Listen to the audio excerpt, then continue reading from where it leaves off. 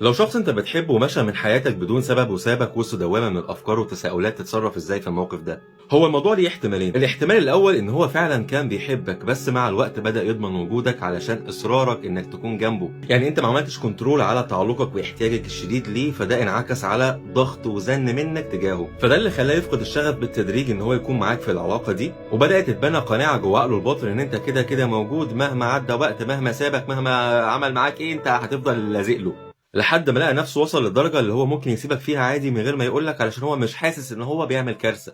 الاحتمال التاني ان هو اصلا ما كانش بيحبك من البداية، ولكن كان بيتعامل معاك على حسب احتياجاته النفسية والعاطفية، يعني بيقرب منك وبيتكلم بمنتهى الحب والرومانسية لما يكون هو محتاج الرومانسية دي، فبناء على تقلباته النفسية في مرحلة لقى نفسه فيها مش محتاج الحب ده، فاوكي سابك عادي.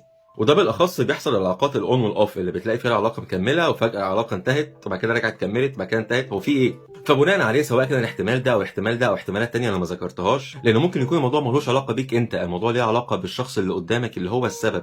اغلب الناس للاسف بتبص لذاتها بطريقه سلبيه وكانهم هم سبب البعد ده. كمان ما تحاولش تخليه يبقى موجود في حياتك بالعافيه، سيبه يلف لفته ويرجع لك تاني، وساعتها انت تقرر اذا كنت انت عايز ترجع له تاني ولا لا، واعتبر ان الموضوع في حد ذاته اختبار ليك بيختبر صبرك وثباتك وقوتك في الاوقات الصعبه اللي شبه كده. ومن هنا اقدر اقول لك ان هو لو بيحبك بس قل شغفه تجاهك زي ما ذكرنا في الاول، لما انت تاخد بعضك وتمشي بجد وتكون واثق جدا من نفسك، هيبدا يحس ان هو مفتقدك وان هو عمل كارثه. من الاخر ما تدورش على اسباب منطقيه لبعد حد، الباب اللي يقفل في وشك ما تخبطش عليه تاني، واطلق سراح وسيبه ياخد لفته ويرجع تاني، ساعتها انت اللي هتقرر اذا كنت عايز ترجع ولا لا. لو حابين النوع ده من الفيديوهات اعملوا لي لايك واستنوا الجاي.